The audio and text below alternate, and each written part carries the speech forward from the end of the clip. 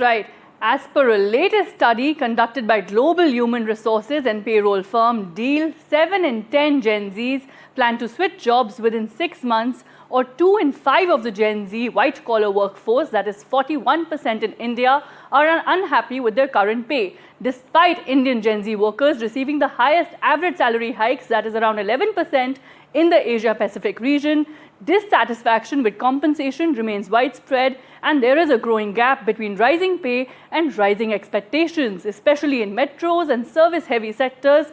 Now, this study was conducted in April-May 2025 across 7 Indian cities and 10 sectors. I'm joined by Sumit Sabharwal, country leader for India at Deel, for this exclusive interaction. Sumit, an alarming rate of dissatisfaction among Gen Zs and their jobs. Take us through the sectors and areas where this dissatisfaction has been highest. Yeah, absolutely, Sakshi. The dissatisfaction among the Gen Zs is highest in the manufacturing sector, around 53%, then the education sector, and then finally the healthcare sector, where Gen Zs are highly dissatisfied with their current payouts. Also, in the cities, we see that this trend is the highest in Delhi NCR. Around 55% of the Gen Zs are not happy with their salary. In Mumbai, around 48%, and Chennai, around 38%. Right. What strategies can employers or companies adopt then to retain Gen Zs? Oh, it's absolutely a serious challenge for companies, because this requires a mindset shift. Companies can, of course, offer a better pay, but when we come to the flexibility and autonomy, Gen Zs expect it as given in terms of the hybrid or a remote working model. Plus, they require a better growth opportunities. So, because work-life balance becomes very, very important here. Companies can also adopt EOR solutions, which is employer of record solutions, to get the right kind of a workforce, even in the countries where they don't have their entities. Because the competition, Sakshi, is now global, and it is happening in the real time.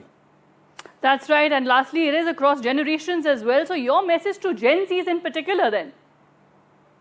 So, of course, Gen Zs are very, very important for our workforce. Today, we have got 25% in the workforce, and by 2035, it will be around 47% of the workforce. So, for Gen Zs, the message is very clear that, while they are looking for a work-life balance, they also look at the overall practicality of the business scenarios and work in such a way that it is the right balance between the work as well as the opportunities of growth. Right, and this dissatisfaction is largely in metros. Take our viewers through the details of the study then. So in metros, what we see that the cost of living is high, the impact of inflation is relatively higher felt, and also the financial literacy in terms of the security which they require is much higher. So the awareness being higher, therefore Gen Zs in metro feel that they are underpaid, they don't have the right kind of stability in terms of their financial future, and hence the feeling of having a lesser salary is higher, especially in Delhi NCR, Mumbai, and Chennai.